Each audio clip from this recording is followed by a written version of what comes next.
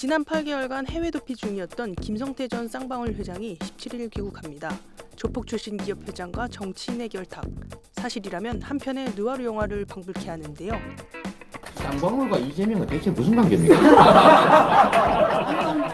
김성태 전 회장은 누구인지, 그와 이재명 당대표의 연결고리가 되는 인물은 누구인지 알아보겠습니다. 김성태는 전북 전주 지역에서 조직폭력배로 활동했다고 알려져 있습니다. 그는 조직에서 행동대장 격으로 활동했다고 하는데요. 이후 2006년에는 불법 도박장을 운영해 기소된 전력이 있습니다. 2000년대 중반 바다 이야기 등 사행성 게임장에 대한 대대적인 단속이 이루어졌는데 이때 김성태가 서울과 구리, 호남 지역에 불법 도박 PC방을 운영하다가 적발된 것인데요.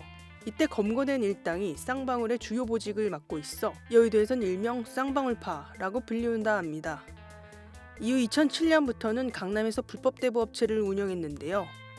이때 모은 돈으로 2010년 쌍방울을 인수하면서 그는 사채업자에서 기업가로 변신합니다. 그런 그를 정치권으로 이끈 것은 최우양 쌍방울 전 부회장입니다. 최우양은 김만배의 오랜 측근으로 금고지기 역할을 해왔다는 의혹을 받고 있는데요. 목포 새마을파 조직폭력배 출신인 그는 김성태와의 두터운 친분을 토대로 2014년에는 쌍방울 대표이사와 부회장을 맡았습니다. 그렇다면 김성태 전 회장과 이재명 대표의 연결고리가 되는 인물들은 누가 있을까요? 우선 이화영 민주당 전 의원입니다.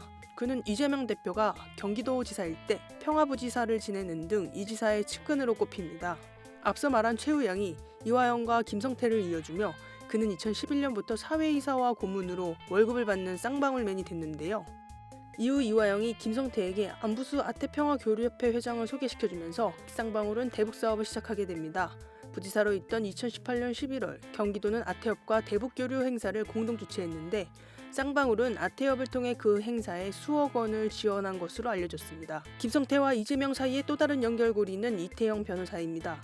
이태영은 2018년 6.13 지방선거 당시 불거진 해경궁 김씨 논란과 관련해 사건을 변호했었던 인물인데요. 이와 함께 이때부터 2020년까지 이재명의 공직선거법 위반 사건 변호인단에서 활동했습니다. 이후 이재명 캠프의 법률지원 단장을 맡았는데요. 이와 함께 2019년부터 2021년까지 쌍방울 계열사 비비안에서 사회이사로 활동했습니다. 2021년 10월 시민단체 대표인 고 이병철 등이 이재명의 변호사비 대납 의혹을 제보했는데요. 당시 깨시민당은 검찰 출신 이태영 변호사가 이 후보의 사건을 맡아 수임료로 현금 3억 원과 주식 20억 원어치를 받았는데도 이 지사가 거짓 해명을 했다고 주장했습니다.